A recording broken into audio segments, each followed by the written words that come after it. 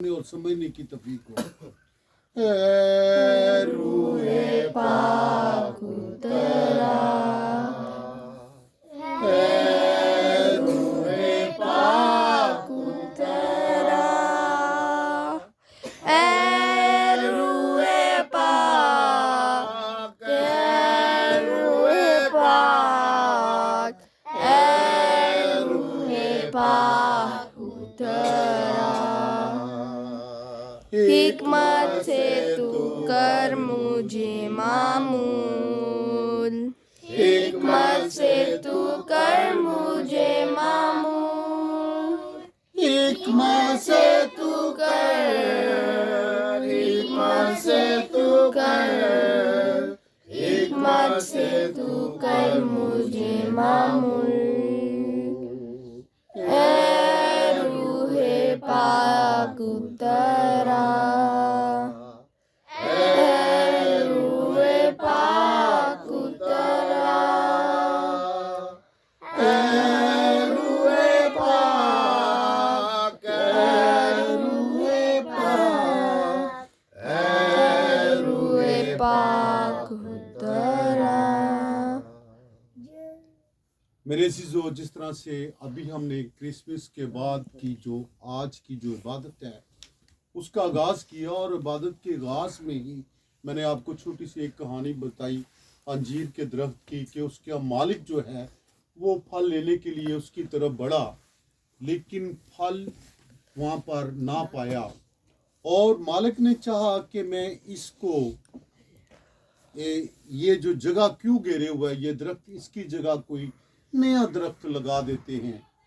उसी तरह से मेरे अज़ीज़ों, हमारी ज़िंदगियों का भी जो मकसद होता है ऐसे ही होता है कि जिस तरह से हमारे मुनीर भाई हमसे जुदा हुए, जिस तरह से हमारे आरिफ भाई हमसे जुदा हुए, और उसकी जगह से एक और नया बेटा आएगा, कोई बेटी आएगी। ये दुनिया का सिलसिला इसी तरह से चल रहा है, हज़ारों साल, बल्कि आप इससे भी ज़्यादा कह सकते हैं।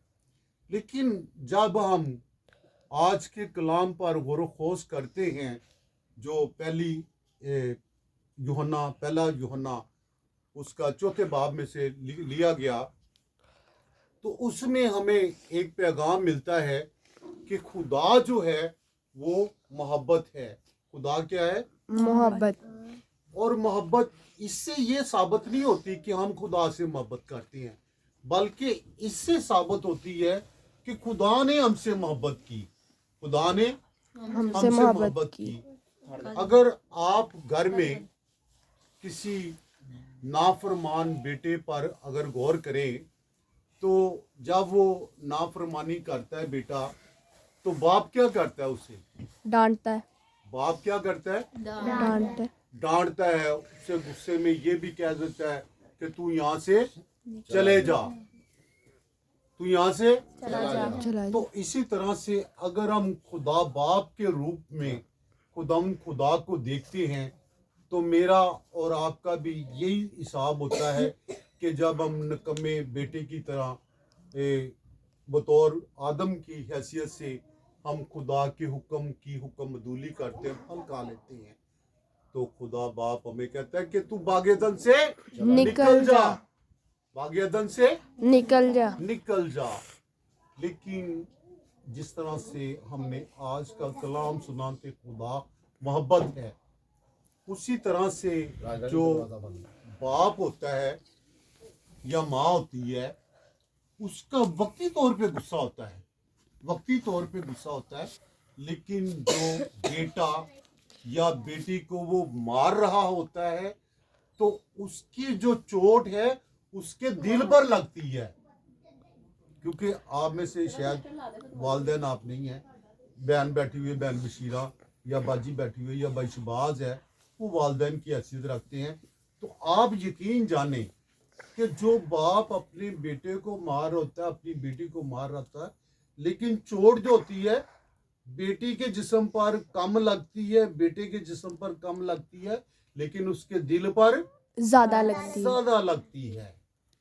और इसी तरह से ये जो आज का कलाम है हमें बताता है कि खुदा बाप जो है वो मोहब्बत है, اور اس کی یہ محبت تھی کہ اس نے نبیوں کو پیغمبروں کو بیچا اور آخر میں اس نے اپنے پیارے بیٹے یسوع مسیح کو نجات دہندہ بنا کر بھیجا. کیا بنا کر بھیجا؟ نجات دہندہ. تو اس لیے اس کی جو برتھ ڈے ہے اگر میں اسے اپنا نجات دہندہ قبول کرتا ہوں, اگر میں اسے خدا کا بیٹا تصور کرتا ہوں, اگر میں اسے خدا کی محبت کا ایک جیتی جاگتی تصویر سمجھتا ہوں, تو پھر میں اس کی سالگرہ اپنی سالگرہ سے بھی زیادہ منانے کی کوشش کروں گا. اور یہ وجہ ہے کہ ہم تمام جو یسوع مسیح کے بیٹے اور بیٹیاں ہیں وہ کرسمس کو مناتے ہیں. اگر آپ کے دوست, آپ کی سہیلیاں مسلم ہیں تو وہ پوچھتی ہیں کہ بھائی آپ کرسمس کیوں مناتے ہیں, تو آپ کیا جواب دیں گے بھائی؟ ہمارے خدا یسوع مسیح کی برتھ ڈے, ہمارے خداوند یسوع مسیح کی برتھ ڈے ہے. اور کوئی باجیوں میں سے کوئی بتائے گی کیوں ہم کرسمس مناتے ہیں؟ اس دن ہمارے نجات دہندہ پیدا ہوا تھا. اس دن ہمارے نجات دہندہ پیدا ہوئے تھے, اور یہ میرا اور اس کا تعلق ہے, یہ درمیانی حصہ ہمارے کوئی نہیں. کیونکہ اگر وہ میرے لیے خون دے سکتا ہے, سولی پہ چڑھ سکتا ہے, تو میرا بھی کام ہے کہ اس کے آنے پر میں خوشی محسوس کروں, جس طرح سے گڈریوں نے خوشی محسوس کی جب فرشتوں نے اسے کہا کہ تمہارے لیے نجات دہندہ آیا ہے. اور جس طرح سے جو مجوسی تھے ان کو ستارے نے راستہ دکھایا اور انہوں نے خوشی محسوس کی کہ یہودیوں کا بادشاہ پیدا ہوا ہے. کن کا بادشاہ پیدا ہوا ہے؟ یہودیوں کا. کیونکہ اس وقت بے شک یروشلم میں یہودیوں کی حکومت نہیں تھی, بلکہ کس کی حکومت تھی؟ کس کی حکومت تھی؟ رومیو. آپ کو نہیں پتا تھا؟ بھائی شباز بولا ہے, کس کی حکومت تھی؟ رومیو کی. رومیو کی حکومت تھی. لیکن جب رومیو کے بارے میں نے تھوڑی سی ہسٹری پڑھی تو وہ بھی بنی اسرائیل میں سے آ رہے تھے, وہ بھی بنی اسرائیل میں سے آ رہے تھے. اور بے شک رومیو کی حکومت تھی. اس وقت وہ رومی کہلاتے تھے, یہودی نہیں کہلا رہے تھے یا بنی اسرائیل نہیں کہلا رہے تھے. تو یسوع مسیح کا جو پیدائش ہے ہم جس طرح سے جو متی کی انجیل میں دیکھتے ہیں, تقریباً 14 کر کے 4 دفعہ اس کی بتایا گیا ہے کہ یہ آدم سے لے کر اتنی پشت تک, تو پھر یہ یوسف سے پیدا ہوا. تو میرے عزیزو, لیکن جب میں کرسمس مناتا ہوں تو مجھے ایک ذاتی خوشی ہونی چاہیے کہ یار وہ جو آدم کی وجہ سے میں باغ عدن سے نکالا گیا ہوں, باغ عدن سے آدم نہیں نکالا گیا بلکہ میں اور آپ بھی نکالے گئے ہیں. کیونکہ جس جہان میں ہم رہ رہے ہیں نا, وہ خدا نے ہمارے لیے نہیں بنایا تھا, ہمارے لیے باغ عدن بنایا تھا. آدم کے لیے باغ عدن بنایا گیا تھا. لیکن گناہ کے باعث ہی اگر ہم حکمت کی کتاب پہ جائیں تو اس کے پہلے باب میں جب موت کا ذکر ہے تو وہ لکھا ہے کہ موت جو ہے وہ خدا کی بنائی ہوئی چیزوں میں سے نہیں, وہ خدا کی بنائی ہوئی چیزوں سے نہیں. اور یہ موت ہے جو مجھے اور بھائی عرف کو جدا کرتی ہے ہم میں سے, ایسا وقفہ ڈال دیتی ہے, یعنی اس کی موت ہوگی اور وہ مجھ سے جدا ہو گیا. یہ موت ہے جو مجھے ایک دوست جو اچھا دوست تھا بھائی منیر, وہ مجھ سے جدا ہو گیا.